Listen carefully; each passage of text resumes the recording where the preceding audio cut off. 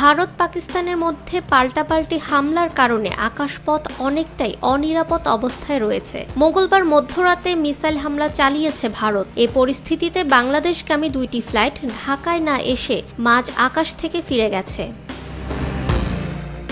শাহজালাল আন্তর্জাতিক বিমানবন্দর সংশ্লিষ্ট সূত্র জানায়, মাঝ আকাশ থেকে ফিরে যাওয়া ফ্লাইট 2টি হচ্ছে তুর্কি থেকে আগত টার্কিশ এয়ারলাইন্স TK712 এবং কুয়েত সিটি থেকে ঢাকাগামী কুয়েত এয়ারওয়েজের একটি ফ্লাইট J9533।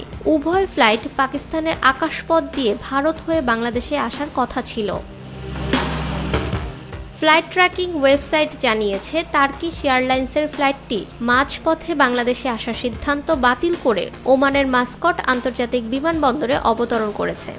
কুয়েত এয়ারওয়েজের ফ্লাইটটি প্রায় 1.5 ঘন্টা উড্ডয়নের পর আবারও কুয়েতে ফিরে যায়।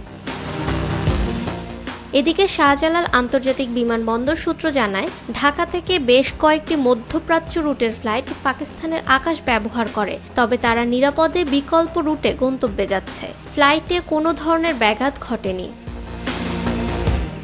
গত 22 এপ্রিল বন্দুকধারীদের হামলায় ভারত নিয়ন্ত্রিত কাশ্মীরে 26 পর্যটক নিহত হয়। এরপর থেকেই উত্তেজনা বাড়ছিল উভয় দেশের মধ্যে। এই হামলার জেরে বেশ কিছু চুক্তিও বাতিল করেছে ভারত ও পাকিস্তান।